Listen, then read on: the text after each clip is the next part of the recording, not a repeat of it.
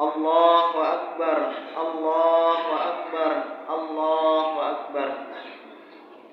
Allahu Akbar kabira, walhamdulillahi katsira, wa subhanallahi bukratan wa asila.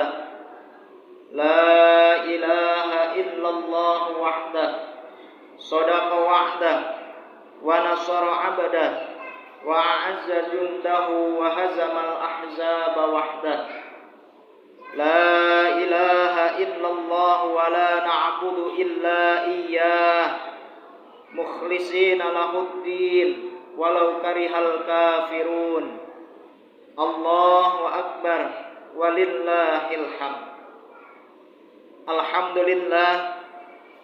Alhamdulillahilladzi ja'ala lil muslimina 'idal fitri ba'da siyami ramadhan wa 'idal adha ba'da yaumi arafah.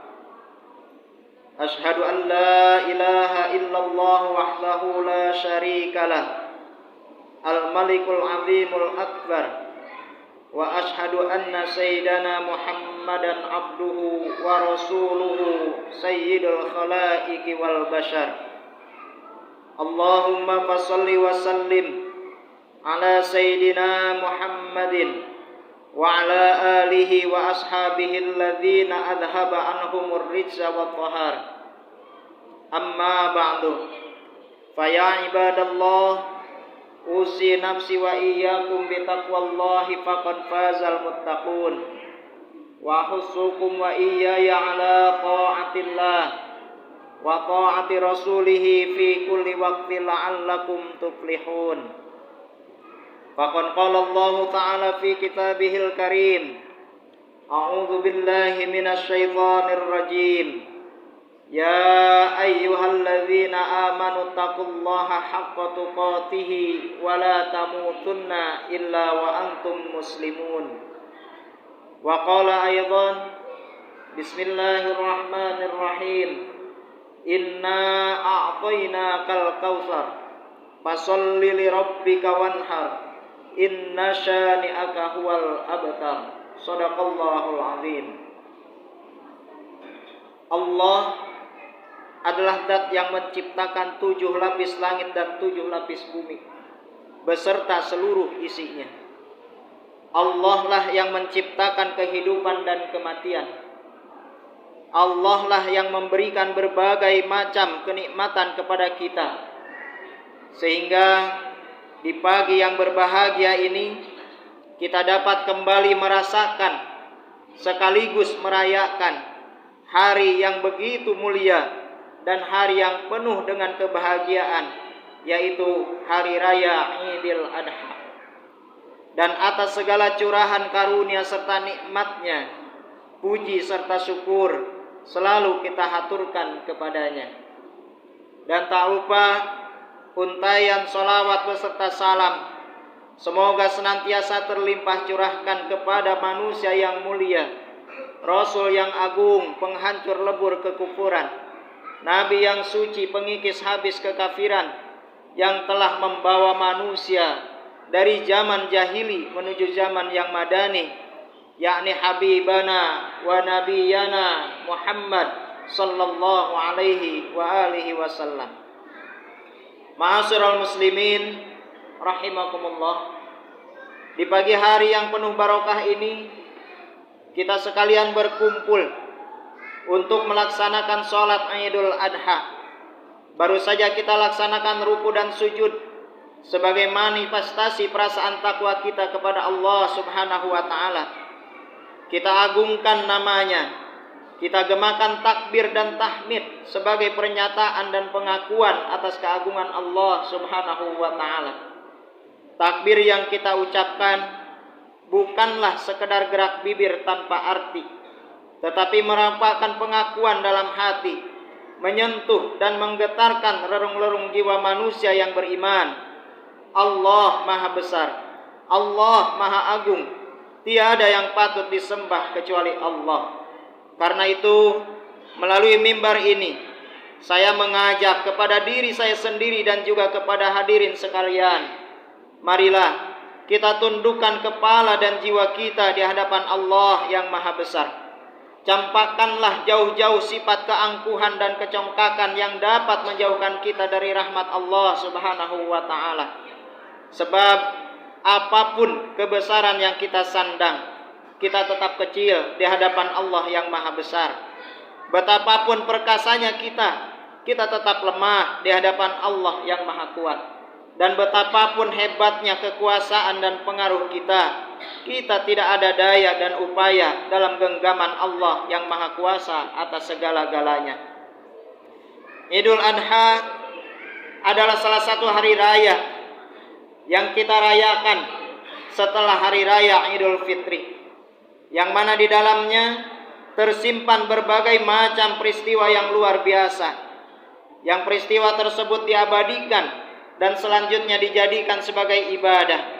Sebagaimana kita ketahui, ada dua ibadah yang sangat erat kaitannya dengan hari raya Idul Adha, yaitu yang pertama adalah ibadah haji dan yang kedua adalah menyembelih hewan kurban.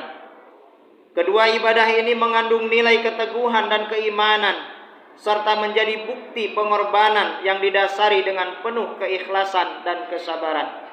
Allahu Akbar, Allahu Akbar, Allahu Akbar, walillahil hamd. Ma'asyiral muslimin rahimakumullah.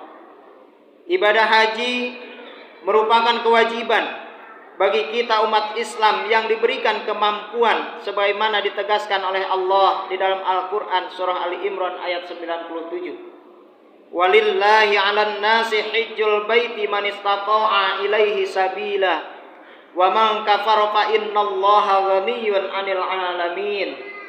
Maknanya wallahu a'lam bihaqiqatil murad. Dan di antara kewajiban manusia terhadap Allah Subhanahu wa taala adalah melaksanakan ibadah haji ke Baitullah, yaitu bagi orang-orang yang mampu melaksanakan perjalanan ke Baitullah. Dan barang siapa mengingkari kewajiban haji, maka ketahuilah bahwa Allah Maha Kaya dan Allah tidak memerlukan sesuatu dari seluruh alam.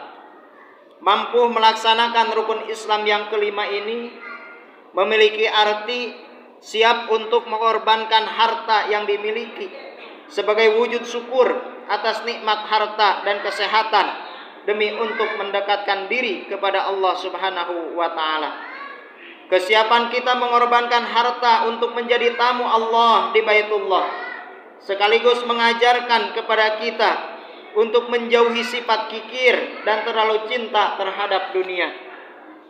Pengorbanan kita dalam berhaji juga mengajarkan kepada kita untuk tidak membangga-banggakan harta kekayaan atau kelebihan yang kita miliki, karena pada dasarnya semua itu adalah karunia dan anugerah dari Allah Subhanahu wa taala yang seharusnya kita sadari dan semua itu kita syukuri untuk menjadi modal kita di dalam beribadah kepada Allah Subhanahu wa taala. Ibadah haji juga mengajarkan kepada kita untuk saling membantu dan saling bekerja sama dengan orang lain.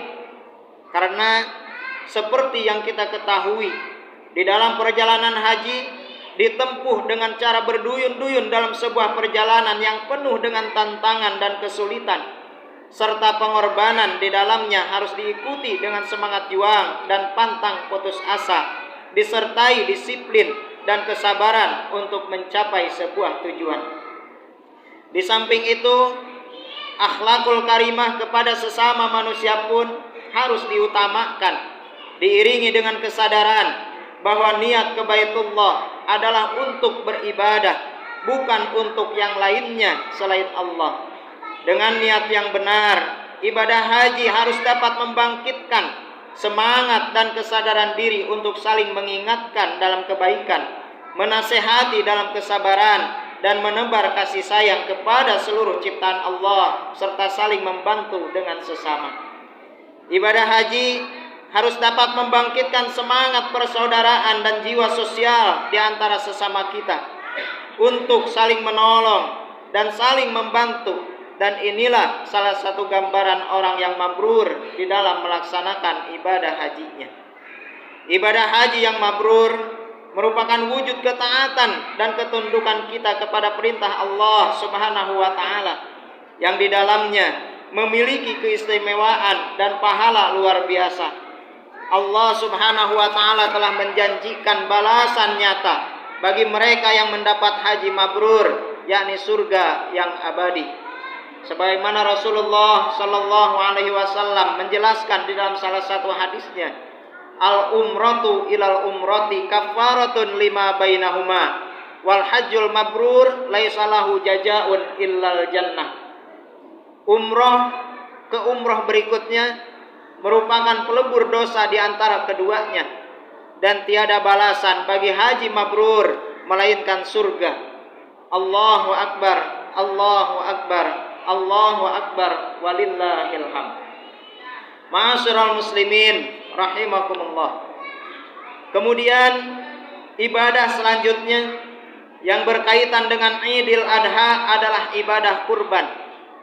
Syekh Ali Al-Jurjawi di dalam kitabnya yang disebut dengan Hikmatut Tashri wa Falsafatuh menjelaskan kurban itu pertama kali dilaksanakan pada masa Nabi Adam alaihi salam, yaitu oleh kedua putranya yang kita kenal namanya adalah Qabil dan Habil. Kekayaan yang dimiliki Qabil mewakili kelompok petani, sedangkan Habil mewakili kelompok peternak. Sebagaimana dikisahkan di dalam Al-Qur'an surah Al-Maidah ayat 27. Watlu alaihim naba ibna Adam bil haqqi in qaraba qurbanan fatuqbila min ahadihima walam yutaqabbal minal akhar. Qala la aqtulannaka qala innama yataqabbalullahu minal muttaqin. Yang artinya wallahu a'lam bihaqiqatil murad, ceritakanlah kepada mereka kisah kedua putra Adam, yakni Qabil dan Habil.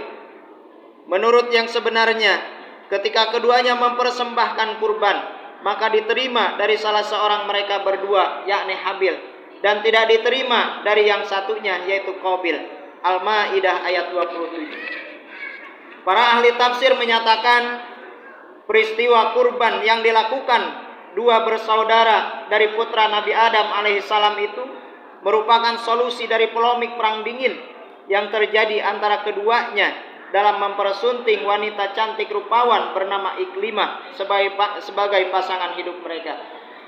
Kisah kurban berikutnya adalah kisah Nabi Ibrahim alaihissalam ketika diperintahkan oleh Allah Subhanahu wa taala untuk menyembelih putranya tercinta, yakni Nabi Ismail alaihissalam.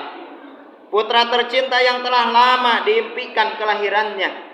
Namun berbekal keimanan yang tinggi, Nabi Ibrahim alaihissalam melaksanakan perintah yang disampaikan oleh Allah melalui sebuah mimpi, yang pada hakikatnya perintah ini hanya merupakan ujian dari Allah kepada Nabi Ibrahim alaihissalam atas keimanannya. Sehingga sebelum Nabi Ibrahim menyembelih Nabi Ismail alaihissalam, maka malaikat pun datang dengan membawa seekor gibas dari surga sebagai ganti untuk disembelih, dan pada akhirnya yang disembelih adalah gibas. Peristiwa ini diabadikan dalam Al-Qur'anul Karim, di mana Allah Subhanahu wa taala berfirman, "Qala ya bunayya inni ara fil manam anni azbahuka fanzur madza tara." Qala ya abatib alma tu'mar satajiduni insyaallahu minas sabirin. Yang artinya wallahu a'lam bihaqiqatil murad. Ibrahim berkata, "Hai anakku, sesungguhnya aku melihat dalam mimpi bahwa aku menyembelihmu, maka pikirkanlah apa pendapatmu." Kemudian Ismail pun menjawab, "Ya abatib al ma tu'mar satajiduni insyaallahu minas sabirin." Wahai bapakku, kerjakanlah apa yang telah diperintahkan kepadamu, dan insya Allah engkau akan mendapatkanku termasuk orang-orang yang bersabar. Quran surah As-Saffat ayat 102.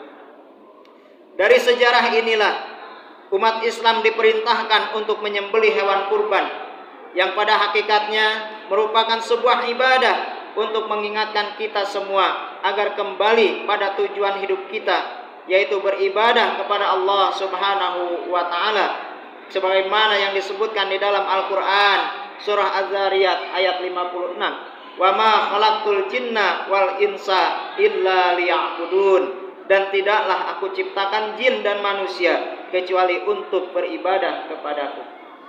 Allahu akbar, Allahu akbar, Allahu akbar, walillahil hamd. Ma'asyiral muslimin rahimakumullah. Salah satu hikmah dari ujian Allah kepada Nabi Ibrahim alaihissalam ketika diperintahkan untuk menyembelih putranya adalah keikhlasan dalam menjalankan perintah Allah Subhanahu wa taala.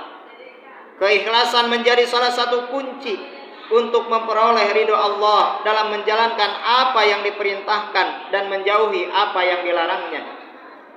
Karena jika kita melaksanakan ibadah tanpa didasari oleh keikhlasan, maka niscaya apa yang kita kerjakan hanya akan menjadi sebuah kesia-siaan.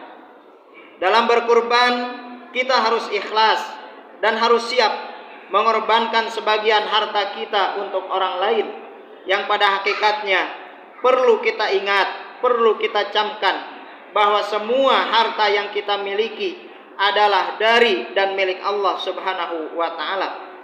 Dan dikarenakan ibadah kurban adalah perintah Allah Subhanahu wa taala, maka sudah seharusnya kita memberikan hewan kurban kita yang terbaik yang kita punya. Prinsip ini akan menjadi bagian dari ketaatan kita kepada Allah Subhanahu wa taala. Hikmah lain dari ibadah kurban dapat kita lihat dari makna kata kurban itu sendiri, yang dalam bahasa Indonesia berarti dekat. Oleh karena itu, kurban dapat kita artikan sebagai proses atau upaya mendekatkan diri kepada Allah Subhanahu wa taala dengan menjalankan segala perintahnya dan menjauhi segala larangannya melalui wasilah hewan ternak yang dikurbankan atau disembelih. Allahu akbar, Allahu akbar, Allahu akbar, walillahil hamd. Dari kisah Nabi Ibrahim dan Nabi Ismail alaihi wassalam, kita tidak hanya diajarkan tentang ketaatan dan kepatuhan seorang hamba kepada Tuhannya, yaitu Allah Subhanahu wa taala. Akan tetapi kita pun diajarkan bagaimana patuh dan taat serta hormatnya seorang anak, yaitu Nabi Ismail alaihissalam, terhadap orang tuanya, yaitu Nabi Ibrahim alaihissalam. Kita diajarkan bagaimana menghormati dan mentaati sosok yang paling berjasa dalam kehidupan kita, yaitu kedua orang tua kita. Orang tua adalah sosok yang mulia dan harus kita hormati serta kita sayangi selamanya.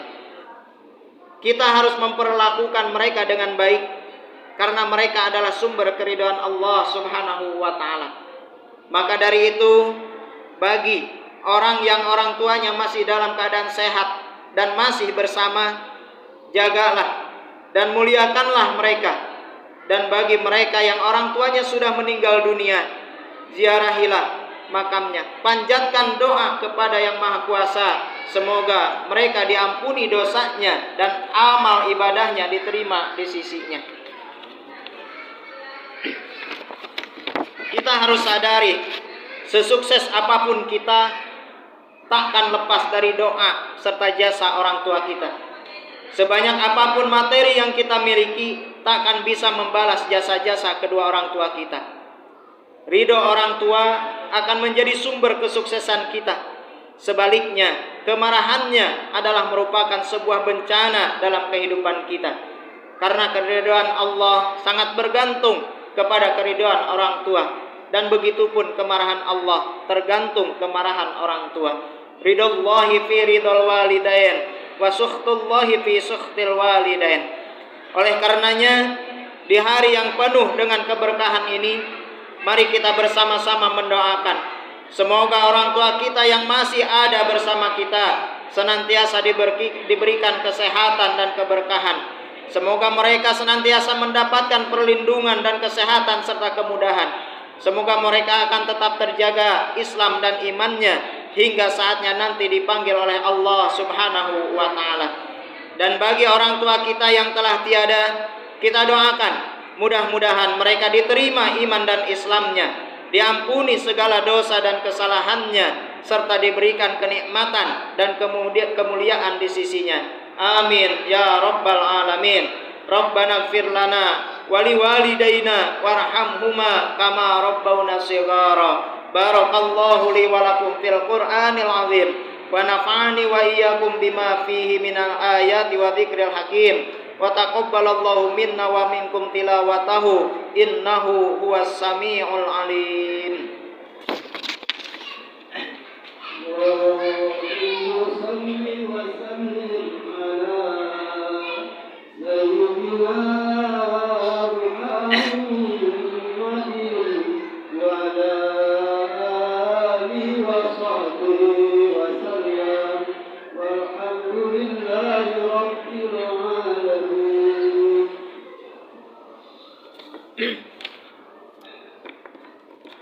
Allahu akbar, Allahu akbar, Allahu akbar.